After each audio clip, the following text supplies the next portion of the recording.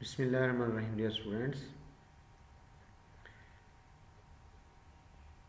जो टॉपिक मैं आप लोगों से डिस्कस करने जा रहा हूँ, इससे पहले जो मैंने आपसे डिस्कस किया था वो रिकम्बिनेंट डीएनए टेक्नोलॉजी के स्टेप्स थे। इसमें हम ये डिस्कस करेंगे वो स्टेप्स, मैकेनिज्म और the procedure of recombinant DNA, कि रिकम्बिनेंट डीएनए टेक्नोलॉजी जो है या रिकम्बिनेंट डीएनए बनाया जा रहा है वो कैसे बनाएंगे, उसके कौन कौन से प्रोसीजर्स हैं, कौन कौन से उसके स्टेप्स हैं। क्लोनिंग ऑफ डिजायर्ड जीन, सबसे पहले तो हमें जो क्लोनिंग करनी है रिक्वायर्ड जीन की, जो हमारा जीन ऑफ इंटरेस्ट है उसकी क्लोनिंग रिक्वायर्ड है। उस कॉलोनी का फिर डिज़ायर जीन के अंदर इन्वॉल्व जो स्टेप्स हैं, जीन ऑफ इंटरेस्ट होगा, वेक्टर डीएनए मौजूद होगा, ट्रांसफॉर्मेशन और सूटेबल एक्सप्रेशन सिस्टम चाहिए होगा, आइडेंटिफिकेशन और ट्रांसफ़र क्लोन चाहिए होगी। शीयर्स में से हमारे 4 बेसिक कंपोनेंट्स हैं कॉलोनी का डिज़ायर जीन के लिए। जीन ऑफ इंटरेस्ट है, वेक्टर डीएनए है, ट्रांसफॉर्मेशन सूटेबल एक्सप्रेशन सिस्टम है, आइडेंटिफिकेशन ट्रांसफर क्लोन्स है। फॉर्मेशन, इसको हम वन बाई वन डिस्कस करेंगे। Formation of recombinant DNA, recombinant DNA की फॉर्मेशन कैसे होगी। Isolation and purification of the vector, सबसे पहले वेक्टर को आइसोलेट किया जाएगा और उस वेक्टर को प्यूरिफाई भी किया जाएगा। फिर DNA fragment containing the gene to be clone, वो ले लिया जाएगा, यानी वो डीएनए का पार्ट जिसके अंदर वो जीन ऑफ इंटरेस्ट मौजूद होता है, जिसको हम क्लोन करने वाले हैं, वो उसमें से ले लिया जाएगा। अब इसमें से इस प्रोसीजर के अंदर सबसे पहले क्या काम करेंगे, digest the vector DNA, vector के डीएनए को डाइजेस्ट कर लिया जाएगा। सेकंड वन, इसको डाइजेस्ट करने के लिए इसको ब्रेक करने के लिए इसकी स्पेसिफिक रिस्ट्रिक्शन एंडोन्यूक्लियस एंजाइम चाहिए, और सूटेबल इसको कट करने के लिए स्पेसिफिक रिस्ट्रिक्शन एंडोन्यूक्लियस एंजाइम मिल गया। फिर इसमें क्या होगा, isolation of DNA fragment carrying the gene of interest, ऐसा डीएनए का पार्ट जिसके अंदर हमारा जीन ऑफ इंटरेस्ट है उसको आइसोलेट कर लिया गया। रिमेंबर वन थिंग, एक्सीडेंटली या इसको हम ये बात देखते हैं, जो आइसोलेशन में जो जीन ऑफ इंटरेस्ट को हम देखने जा रहे हैं कि जो जीन ऑफ इंटरेस्ट होगा जो उस फ्रेगमेंट को लिया जाएगा या वो वेक्टर होगा, इन दोनों की जो पैलिंड्रोमिक सीक्वेंस है वो सेम होगी। एक ही रिस्ट्रिक्शन एंडोन्यूक्लियस दोनों को रिकॉग्नाइज करने के बाद सेम साइड से कट करेगा, ताकि दोनों के स्टिकी एंड्स प्रोड्यूस हो सके और उसको लाइगेट भी किया जा सके, उसको उसमें से वहाँ से बाइंड भी किया जा सके। अब इसमें से formation of the recombinant DNA है, रिकम्बिनेंट डीएनए की फॉर्मेशन कैसे होगी, both vector and the foreign DNA इसको इकट्ठा इंक्यूबेट किया जाता है।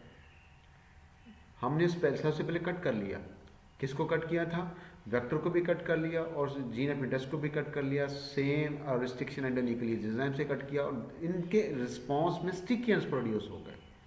अब जो वेक्टर है और जो फॉरेन पीस ऑफ डीएनए, इनको इकट्ठा इंक्यूबेट किया एक ही मीडियम के अंदर। अब इस मीडियम के अंदर ऐड कर दिया DNA ligase.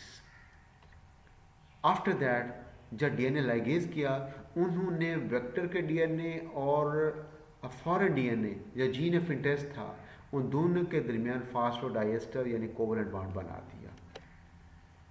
Recombinant DNA molecule, recombinant DNA molecule of A vector. अब इसमें क्या होगा कि उसमें से जब उसमें से दोनों जीन को आपस में लाइगेट कर दिया गया, अब ये recombinant DNA molecule of vector बन जाता है।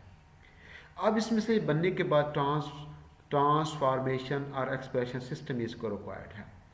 अब इसको होगा क्या, अब इसकी इंसर्शन करनी है रिकम्बिनेंट डीएनए की, जो वेक्टर बन चुका था उसको, जिसमें जीन ऑफ इंटरेस्ट इनकॉर्पोरेट कर चुके थे, अब इसको इंसर्ट करना है सूटेबल वेक्टर इसको एक्सप्रेशन सिस्टम के अंदर। Putting bacterial cell plus recombinant plasmid in the same medium, जो रिकम्बिनेंट प्लाज्मिड है और बैक्टीरियल होस्ट है उसको एक ही मीडियम के अंदर रख दिया गया। अब फिर इसको कैल्शियम क्लोराइड के साथ ट्रीट किया गया। कैल्शियम क्लोराइड ट्रीट करने का मतलब ये है कि इसकी सेल वॉल के अंदर या इसके मेम्ब्रेन जो है वो परफोरेट हो जाए, इसकी जो मेम्ब्रेन्स हैं वो परमेबल ज़्यादा हो जाए, इसकी जो कवरिंग्स हैं इन्वेल्प हैं वो ज़्यादा परफोरेट हो जाए, मेम्ब्रेन इसकी परफोरेट हो जाए, परफोरेशन हो जाए, परमिबिलिटी बढ़ जाए, ताकि वो मीडियम से प्लाज्मिड को अपटेक कर ले, तो कैल्शियम क्लोराइड से उसको ट्रीट कर दिया जाता है। Bacterial cell take recombinant plasmid, उसकी जो उसके जो पोर्स बड़े हो जाएंगे, परमिबिलिटी बढ़ जाएगी, तो सेल वाल तो फ्रीली परमिएबल होती है, सेल मेम्ब्रेन के पोर्स का एडजस्ट करने की ज़रूरत होती है, तो सेल मेम्ब्रेन के पोर ज़्यादा परमिएबल होगी, मीडियम से रिकम्बिनेंट प्लाज्मिड को अपटेक कर लिया।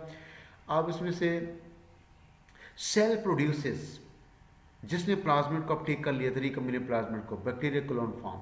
अब bacteria with in a suitable environment with in 25 minutes, वो उसमें 20 मिनट्स के अंदर, नॉट 25, 20 मिनट्स के अंदर रेप्लिकेट करेगा, अपने डाटर सेल बनाएगा, हर एक डाटर सेल के अंदर वो प्लाज्मिड जाएगा जो कि रिकम्बिनेंट था। Bacteria clone form, new cell contain at least one plasmid, जो न्यू बनेगा उसके अंदर एटलीस्ट वन प्लाज्मिड होगा जो रिकम्बिनेंट होगा। Each bacteria contain gene of interest, हर एक के अंदर जीन ऑफ इंटरेस्ट भी मौजूद होगा। एक्सप्रेस, वो अपने आप को वहाँ पर एक्सप्रेस करेगा, जो जीन ऑफ इंटरेस्ट था वो उसकी प्रोडक्ट्स बनानी स्टार्ट कर देगा। अब यहाँ से एक बात ये आती है कि हमें कैसे पता चलेगा किस बैक्टीरिया ने वो प्लाज्मिड, रिकम्बिनेंट प्लाज्मिड को अपटेक किया। Identification by adding the particular antibiotics, आप उस मीडियम के अंदर एंटीबायोटिक आप पोर कर देंगे। For which resistant gene is found in the plasmid, वो प्लाज्मिड जो रिकम्बिनेंट है, जिसके वो जीन जो वो प्लाज्मिड जो रिकम्बिनेंट है और जिसके अंदर एंटीबायोटिक रेजिस्टेंट जीन पाया जाता है, वो जीन नोन है कि फॉर टेट्रासाइक्लिन का, तो टेट्रासाइक्लिन रेजिस्टेंट और टेट्रासाइक्लिन इंसर्ट कर दी जाएगी उस मीडियम के अंदर। तो इसमें transform clone get resistant antibiotic, जो ट्रांसफॉर्म जो रिकम्बिनेंट प्लाज्मिड है उसके अंदर ऑलरेडी उसका टेट्रासाइक्लिन का रेजिस्टेंट जीन पाया जाता है, तो उसको सर्वाइव कर देंगे।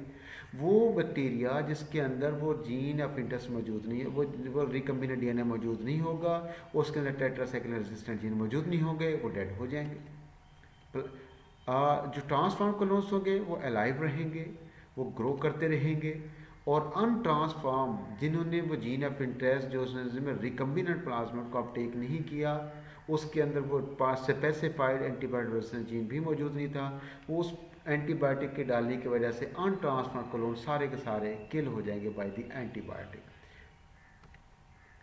From this transform bacteria clone gene can be isolated, और जो इसको क्लोन इस तरह से पता चल जाएगा कि ये ट्रांसफॉर्म्ड है, ये ट्रांसफॉर्म्ड है, बाकी तो किल हो चुके होंगे, और उसमें से जीन ऑफ इंटरेस्ट को अलहदा भी किया जा सकता है, और जीन ऑफ इंटरेस्ट वहाँ से अपने प्रोडक्ट्स भी बनाएगा, उन प्रोडक्ट्स को भी वहाँ से सेग्रीगेट किया जा सकता है, सेपरेट किया जा सकता है। ये समझाने के लिए एक बहुत ईजी सा टास्क है। This is a plasmid vector, जैसे एम्पिसिलिन रेजिस्टेंट जीन है, एम्पिसिलिन रेजिस्टेंट जीन है इसके अंदर, या DNA fragment to be clone, enzymatically inserted DNA into the plasmid vector. This is the now called the recombinant plasmid. This recombinant plasmid contain foreign piece of DNA and also contain the ampicillin resistant gene. Mix E. coli with the plasmids in presence of the calcium chloride, heat plus culture on the nutrient agar plates containing the ampicillin.